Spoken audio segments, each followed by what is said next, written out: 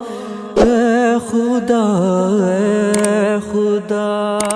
سوال ہے کہ آپ قیامت کی نشانیوں پر ڈیٹیل مجلس کیوں نہیں ریکارڈ کرواتے ہیں، حالانکہ عوام الناس کے لیے یہ موضوع بڑی دلچسپی رکھتا ہے؟ اس لیے کہ مجھے اپنی قبر و آخرت کی فکر ہے، اس لیے میں ریکارڈ نہیں کرواتا. کیونکہ آپ کے بزرگ، آپ کے علماء تو پچھلے 500 سال سے قیامت بنائی بیٹھے ہوئے. آپ یہ اس وقت چل رہی ہے 1440 ہجری، جب 1000ویں ہجری پوری نہیں ہوئی تھی نا، اس زمانے کی اگر آپ کتابیں پڑھیں نا 920 930 40 ہجری کی، وہ کہتے ہیں بس یہ امت 1000 سال تک ہی جانی ہے، 1000 تو بعد قیامت آ جانی ہے. صحیح. اب وہ بزرگ زندہ ہوتا ہم سے پوچھے سر ہم تو 400 سال اوپر بھی گزار بیٹھے ہیں، 450 سال. تو امت میں ہمیشہ یہ پرابلم رہے ہیں. آپ امت کو تو چھوڑ دیں، نبی علیہ السلام جب دجال سے ریلیٹڈ حدیثیں بیان کر رہے تھے بخاری مسلم میں، اس زمانے میں کوئی کانا بندہ نظر آ جاتا تھا، صحابہ کرام کہتے یا رسول اللہ اجازت ہے. سارا آپ حدیثیں پڑھ کے دیکھ لیں دجال والے چیپٹر میں. تو آپ علیہ السلام نے ایک دو منع کیا صحابہ کرام کو، اگر یہ دجال ہے تو تم اسے قتل نہیں کر سکو گے، اور اگر نہیں ہے تو ایک خام خواہ ایک غریب آدمی کی جان لے لو گے. اس زمانے کے اندر بھی یہ پرابلم تھے کہ دجال کی حدیثیں سن کے لوگ دجال کو مارنے کے لیے جتنے کاڑے ہیں وہ اپنی جان چھڑاتے پھرتے تھے. تو آج آپ ایکسپیکٹ کر سکتے ہیں. تو سر یہ چونکہ خوف خدا ہے اس لیے یہ کام نہیں کرتے. قیامت کی نشانیوں کے اوپر جو جرنل ہے نا وہ تو ہم لیکچر ریکارڈ کرا سکتے ہیں، لیکن وہ لوگوں کی دلچسپی کا باعث نہیں ہے.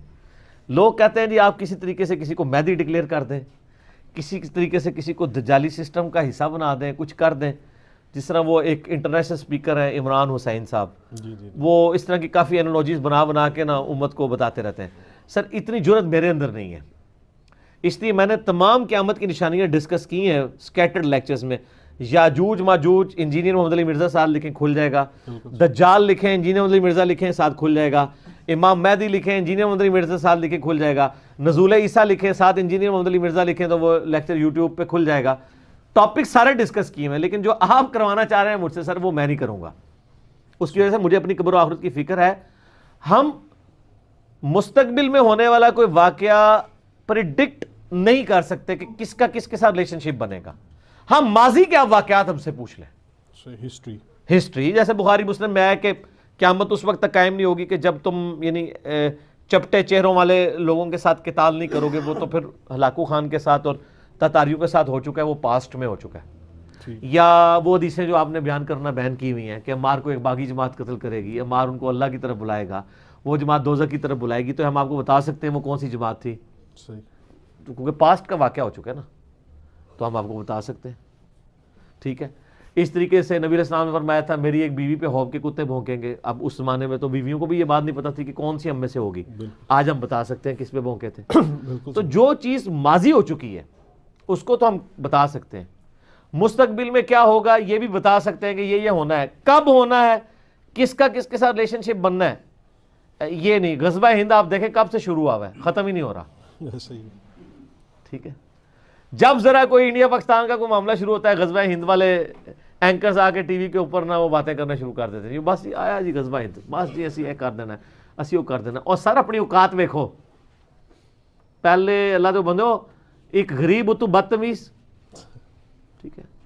ہماری اکانومی تو اس وقت ہمیں یہ اجازت نہیں دیتی ہے کہ ہم 2 مہینے کے لیے اپنی فوج بارڈر کے اوپر لگا سکیں، اور یہی انڈیا ہمارے خلاف سازش کر رہا ہے کہ بارڈر پہ فوجیں لگی رہے. ظاہر ہے ان کا خرچہ دینا پڑتا ہے، بالکل لاکھوں کے لوگوں کا کھانا پینا موومنٹ کا خرچہ ہے. وہ جنگ نہ بھی کریں، ہمیں حالت جنگ میں ہی رکھیں کہ جھڑپیں کوئی نہ ہوں، بس جھڑپیں ہوا چاہتی ہوں، اور صرف فوج کا خرچہ ہمیں یہ اٹھانا پڑ جائے کہ ہماری فوج ہر وقت بارڈروں پہ الرٹ رہے.